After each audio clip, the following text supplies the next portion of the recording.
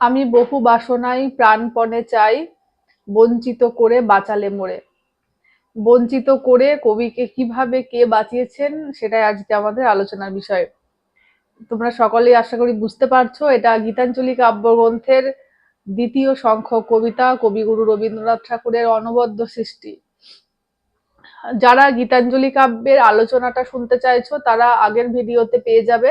সেখানে গীতাঞ্জলি কাব্যের পুরো প্রেক্ষাপট, ইতিহাস, রচনার বিষয়বস্তু, মূল বিষয় সমস্ত কিছু এবং প্রথম সংখ্যক যে কবিতা সেই কবিতাটা নিয়েও আলোচনা করা হয়েছে। আজকে আমরা দ্বিতীয় সংখ্যক কবিতাটি নিয়ে আলোচনা করছি। এই কবিতাটি, এটাকে আমরা গানও বলতে পারি, এটি একটি আত্মনিবেদনের গান। ভক্তপ্রাণ কবি ঈশ্বরের কাছে নিজের যে আত্মনিবেদন করছেন তারই মহৎ রূপ ফুটে উঠেছে এই কবিতার প্রতিটি চরণে। এই কবিতাতে কবি দেখেছেন যে জাগতিক যা কিছু সুখ, যা কিছু বাসনা, তার দাসত্ব থেকে মুক্ত হয়ে কবি কিভাবে আত্মিক স্তরে উন্নীত হয়েছেন, ঈশ্বরের সাথে এক আত্মিকতার বন্ধনে কবি আবদ্ধ হয়েছেন, সেই কথাই এখানে রয়েছে।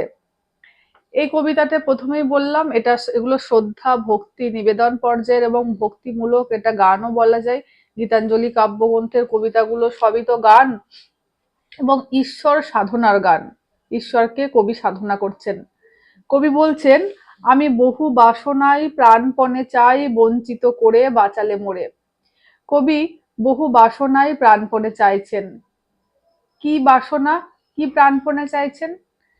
এই যে আমাদের জীবনের যা কিছু মানে সমৃদ্ধি, যা কিছু চাওয়া, কামনা, বাসনা, সুখ, সৌন্দর্য, সমৃদ্ধি, সমস্ত কিছু কবি প্রাণপণে চেয়েছেন। এখানে প্রাণপণে চাওয়া বলতে তার সর্বোচ্চ শক্তি দিয়ে চাওয়া এবং মনের একদম শ্রেষ্ঠ পর্যায়ে গিয়ে চাওয়া। কবি চেয়েছেন, প্রাণপণে চাইছেন বহু বাসনায়, এই সমস্ত কিছু কবির বাসনা।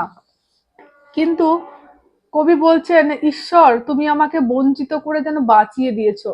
ঈশ্বর কবিকে এই জাগতিক সমস্ত কিছু সুখ সমৃদ্ধি ঐশ্বর্য শান্তি দেননি, কিন্তু কবি বলছেন না দিয়েও যেন তুমি আমাকে বাঁচিয়ে দিয়েছো। কিভাবে? এই সমস্ত কিছু যদি আমি পেতাম তাহলে আমি ইহলোকের সুখ এবং শান্তির মধ্যে আবদ্ধ হয়ে থাকতাম সংসারের মায়ায়। এই পরম পূজনীয় যে ঈশ্বরের সান্নিধ্য পাওয়া, তা হয়তো আমি পেতাম না। কারণ কি, এই যে সংসারের মায়া মোহ মমতা ত্যাগ না করলে তো ঈশ্বরের সাধনা করা যায় না। কবি সেই কারণে বলছেন, তাহলে তোমার সাধনা হয়তো আমি করতে পারতাম না, তোমার সাথে যে এই অরূপ বন্ধন, এই বন্ধনে আমি আবদ্ধ হতে পারতাম না। সেই কারণে তুমি এক প্রকার আমাকে না দিয়ে বাঁচিয়েই দিয়েছো। পরের লাইনে কবি বলছেন, এ কৃপা কঠোর সঞ্চিত মোর জীবন ভরে। এই যে কৃপা, কবিকে যে না দিয়ে ঈশ্বর কৃপা করেছেন, এই কৃপাটা কবির কাছে কঠোর এবং সঞ্চিত রয়েছে জীবন ভোর, সারা জীবন কবির কাছে সঞ্চিত হয়ে আছে। পরের লাইনে কবি বলছেন, না চাহিতে মোরে যা করেছ দান, আকাশ আলোক তনু মন প্রাণ। কবিকে না চাইতেই, শুধু এখানে এই স্তবকে এসে কবি নিজের মুখ দিয়ে ইহলোকের সমস্ত মানুষের কথাই হয়তো বলছেন। বলছেন না চাইতে ঈশ্বর কিন্তু আমাদের দেখো সবকিছু দিয়েছে। কি কি দিয়েছে? এই যে মুক্ত আকাশ দিয়েছে, তনু মন প্রাণ, এই যে দেহ মন প্রাণ দিয়েছেন, এগুলো তো আমরা চাইনি। সৃষ্টির আদি লগ্ন থেকেই এগুলো ঈশ্বর আমাদের দান করেছেন। তাহলে না চাইতে তো ঈশ্বর তুমি আমাকে এত কিছু দিয়েছো।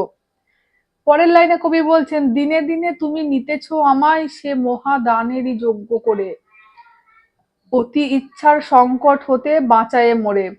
দিনে দিনে মানে প্রতিনিয়ত তুমি আমাকে কি করছো, নিতেছ আমায় সেই মহাদানের যোগ্য করে। মহৎ দান, মহৎ দান কি?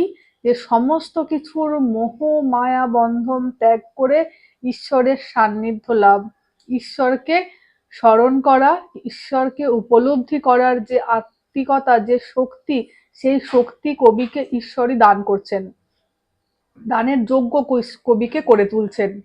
কবি বলছেন, অতি ইচ্ছার সংকট হতে বাঁচায় মোরে। অতি ইচ্ছা কোনগুলো? এই যে প্রথমেই বললাম, ইহজাগতিক যা কিছু সুখ সমৃদ্ধির বাসনা, তা থেকে কবিকে মুক্ত করে ঈশ্বর কবিকে প্রতিনিয়ত যেন আরো ঘষে মেজে সুন্দর করে তুলছেন, আরো ঘষে মেজে শুদ্ধ করে তুলছেন। পরের লাইনে কবি বলছেন, আমি কখনো বা ভুলি, কখনো বা চলি তোমার পথের লক্ষ্য ধরে, তুমি নিষ্ঠুর সম্মুখ হতে যাও যে সরে। এই যে ঈশ্বর সাধনার যে পথ, এই পথ তো এত সহজ নয়, এত সরল নয়, এত সহজে তো তাকে পাওয়া যায় না। কিংবা এই বন্ধন, কবি জীবনে অসংখ্য মৃত্যু দেখেছেন। এই অসংখ্য মৃত্যু কবিকে একদিকে যেমন দার্শনিক করে তুলেছে, তেমনি কোথাও গিয়ে যেন সংসারের প্রতি মায়ামোহ মমতাগুলো ওনার কেটে গেছে। কারণ অতি আপনজনের মৃত্যু খুব কাছ থেকে কবি দেখেছেন। তাই জীবনের পড়ন্ত বেলায় এসে আর হয়তো দুঃখ কবিকে নাড়া দেয় না। কবি ধরে নিয়েছেন এটা হয়তো নিয়তি, এটা হবারই ছিল। এবং কবি যেন এই সংসারের মায়ামোহ বন্ধনের মধ্যে থাকতে না চেয়ে ঈশ্বরের সান্নিধ্য লাভ করতে চাইছেন। কিন্তু সেই ঈশ্বরের সান্নিধ্য অত সহজে তো পাওয়া যায় না। কবি বলছেন কখনো যেন তিনি ভুলে যাচ্ছেন, পথ ভুলে যাচ্ছেন, ঈশ্বরের কাছে পৌঁছানোর পথ কখনো ভুলে যাচ্ছেন, আবার কখনো কবি সঠিক পথেই চলছেন। আবার ঈশ্বরের পথের যে লক্ষ্যমাত্রা, সেই লক্ষ্যমাত্রায় কবি চলছেন। কবি বলছেন তুমি নিষ্ঠুর সম্মুখ হতে যাও যে সরে। কবি এখানে ঈশ্বরকে নিষ্ঠুর বলছেন, বলছেন তুমি তো আমাকে পথ দেখাচ্ছ না, হে করুণাময় ঈশ্বর, তুমি আমাকে পথ দেখাচ্ছ না, তুমি নিষ্ঠুরের মতো আমার সামনে থেকে যেন সরে যাচ্ছ, আমার সাথে যেন লুকোচুরি খেলছো। তাই আমি কখনো ভুলে যাচ্ছি, আবার কখনো যেন ঠিক পথে চলছি। পরের লাইনে কবি বলছেন, এ যে তব দয়া জানি জানি হাই, নিতে চাও বলে ফিরাও আমায়। কবি বলছেন আমি জানি এটাও তোমারই দয়া, তুমি আমাকে তোমার মানে পায়ে ঠাঁই দিতে চাইছো, কিন্তু আবার কখনো যেন ফিরিয়ে দিচ্ছ মনে হচ্ছে। কেন বলছেন? এই যে পূর্ণ করিয়া লবে এ জীবন, তবে মিলনেরই যোগ্য করে। জীবনের কণা, জীবনের যে পাত্র, সেই পাত্র যখন কানায় কানায় যতক্ষণ না পরিপূর্ণ হচ্ছে, তা ততক্ষণ পর্যন্ত জীবনের মায়া ত্যাগ করা যায় না। বড় একটা ঘোড়ার মতো জীবনটা, সেই জীবনটা যখন না শেষ বিন্দু পর্যন্ত ভরে আসছে, তখন না পর্যন্ত তো ঈশ্বরের সান্নিধ্য পাওয়া যায় না। তাই কবি বলছেন ঈশ্বর হয়তো চাইছেন যে জীবনটাকে পূর্ণ করে নাও আগে, পূর্ণ করে তারপরেই মিলনের যোগ্য হবে। কার সাথে মিলনের যোগ্য হবে? ঈশ্বরের সাথে মিলনের যোগ্য তুমি হবে। এবং বলছেন আধা ইচ্ছার সংকট হতে বাঁচায়ে মোরে। আধা ইচ্ছা বলতে এই যে এখনো কিছু কামনা বাসনা রয়ে গেছে, কিছু চাওয়া পাওয়া রয়ে গেছে, যতক্ষণ না পর্যন্ত এটা পুরো মাত্রায় কবি ত্যাগ করতে পারছেন, ততক্ষণ পর্যন্ত যেন ঈশ্বরের সান্নিধ্য উনি পেতে পারছেন না। সেই কারণে বলছে অর্ধেক যে ইচ্ছা, তার সংকট থেকে আমাকে বাঁচিয়ে যখন হয়তো আমার জীবনের পাত্র কানায় কানায় পরিপূর্ণ হয়ে উঠবে, তখনই আমি ঈশ্বরের পরম করুণাময়ী ঈশ্বরের সন্ধান পাবো, তার স্বরূপ অনুসন্ধান করতে পারবো, তাকে উপলব্ধি করতে পারবো। এটাই এই কবিতার মূল বিষয়বস্তু। যারা দেখলে এতক্ষণ পর্যন্ত, অবশ্যই চ্যানেলটাকে সাবস্ক্রাইব করে দেবে এবং পাশে থাকা বেল বাটনটাকে প্রেস করে দেবে। থ্যাংক ইউ সবাইকে।